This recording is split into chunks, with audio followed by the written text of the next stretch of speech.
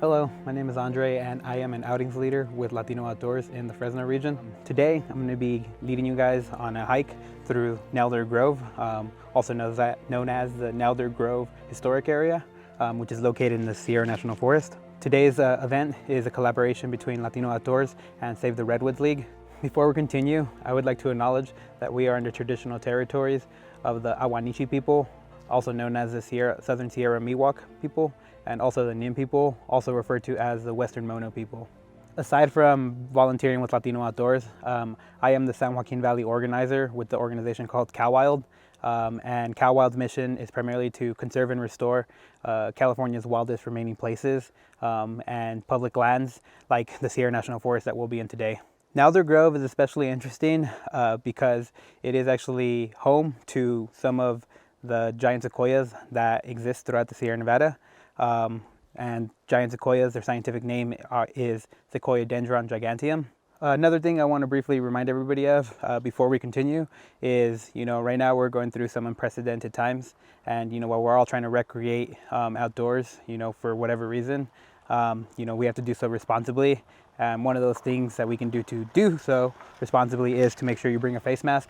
So I have mine in hand, and I'll use it if I need to, if I see other people on the trail, or we'll definitely move out of the way if I can socially or physically distance myself enough. We're going to be jumping on the Bullbuck Trail, and the Bullbuck Trail, according to the sign, is about 0.68 miles, and so a little bit more than half a mile, a little bit less than 3/4 of a mile, so not too long of a distance. Pretty flat from when I've previously done it. But before we start going on the trail, there's some pretty cool history and signs back here that we can check out. Some of the history actually is part of this cabin and another cabin that you can't quite see at the moment. But there's two historical cabins here that were built in the late 1800s.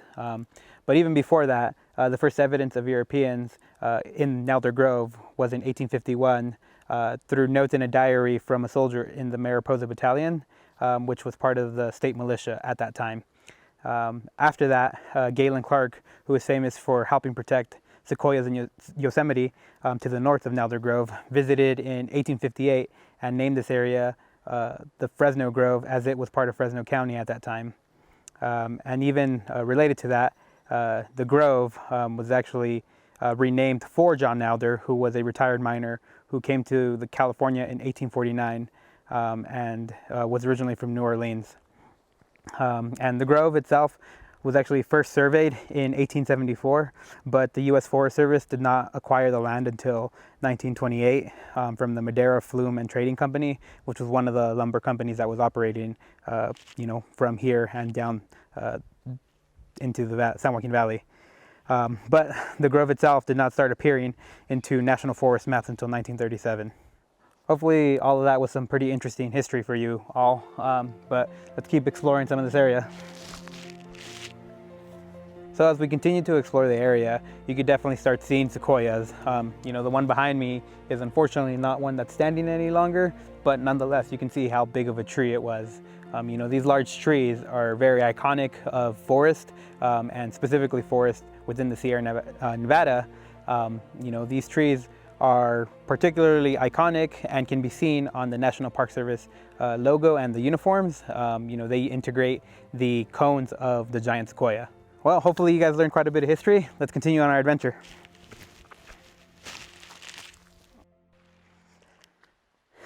So, as you can tell, as we're encountering this part right here, this is a log that was obviously cut on both sides. And this is a pretty good indication that there's been active trail management activity that's been done. Sometimes in trails in this forest and in other areas, there's trails that aren't designated and weren't purposefully planned. So some people just accidentally take them or start doing indirect trails. But this is definitely signs of active forest management. So it's a good sign and know that we're on the right trail.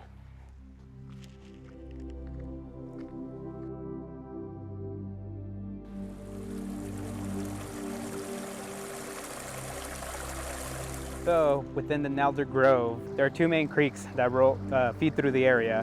One of them being California Creek, which is what I'm standing by. Another one is Nelder Creek, which is not too far from this area.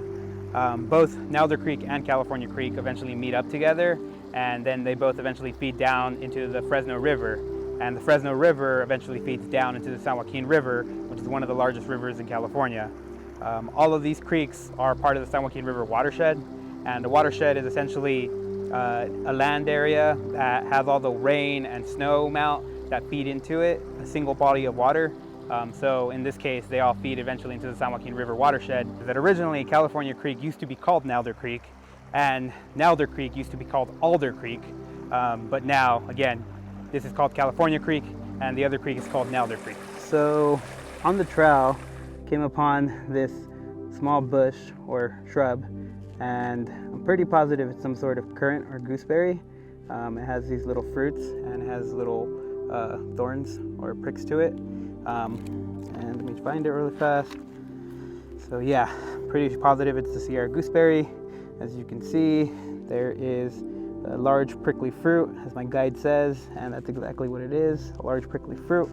And so yeah, this is a Sierra gooseberry, scientific name being Ribes roselii, and it's also part of the same family as the currant.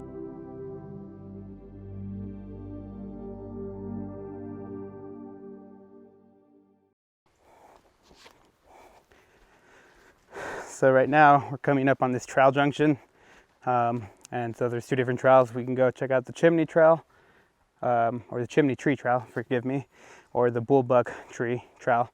And I think I'm gonna head to the Bullbuck Tree Trail because that's where I think there's a lot more sequoias for us to hopefully check out.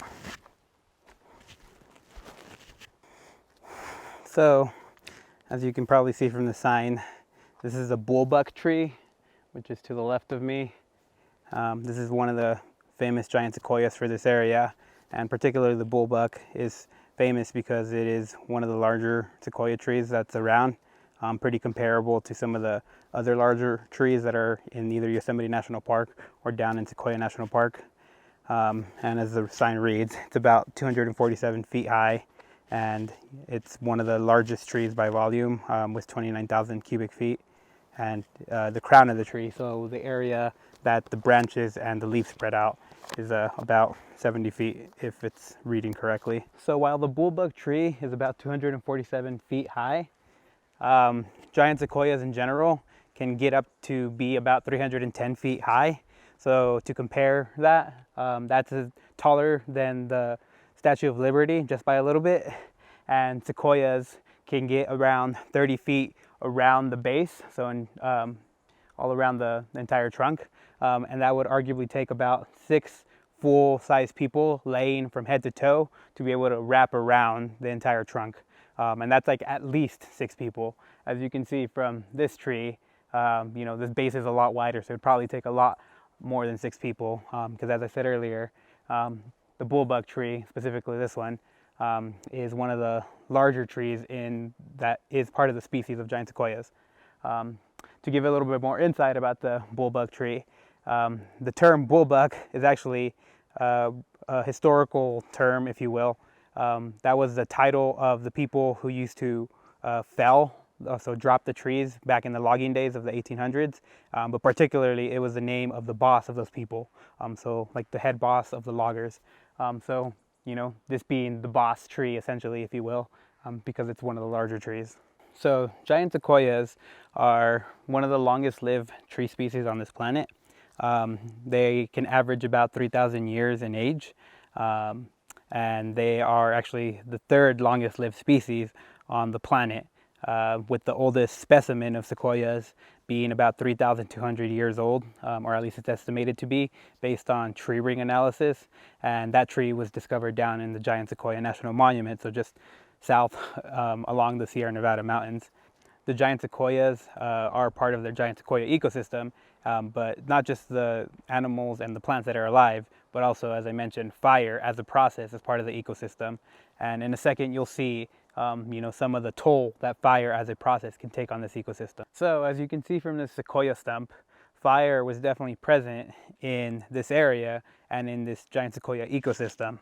And fire was a very important part of the system, as I mentioned, more so, especially because sequoia trees and their cones actually need fire for them to rejuvenate within the system. You know, these sequoia cones are actually estimated to be about 3 times as big, or they can be up to 3 times as big, and can produce up to 3 times as many seeds within the cones as compared to their relatives, the redwoods.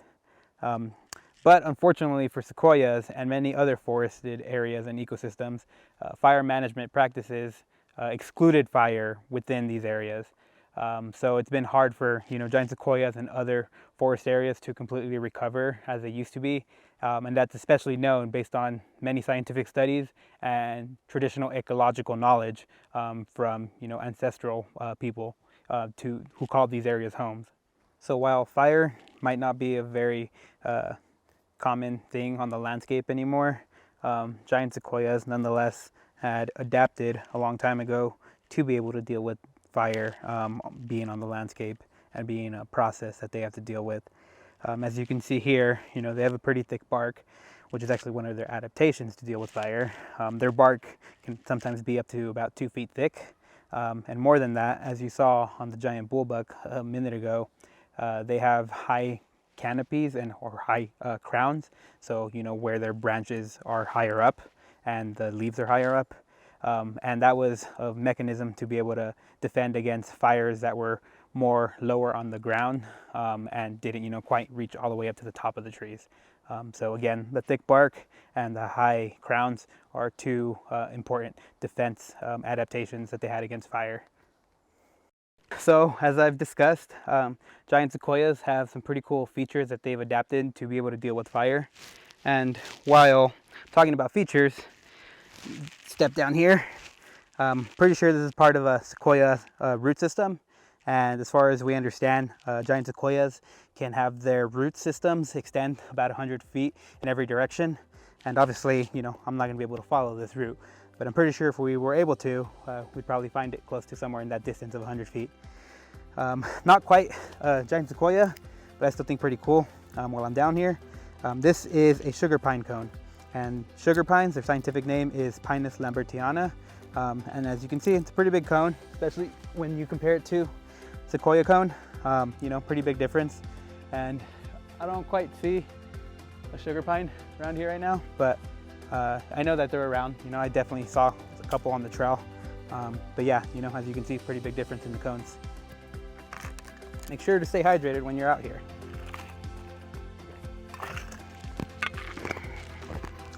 All right, let's get going. So pretty much reached the end of the trail, which is actually not too far from the bullbuck tree.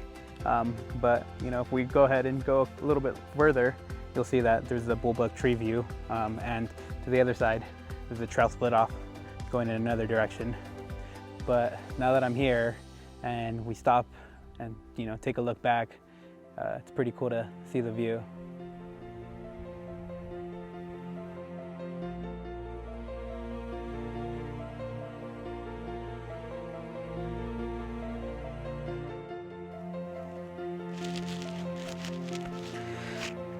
Well, gang, this is the end of the trail. So I just wanted to take the time to thank you for letting me, lead you all on this hike.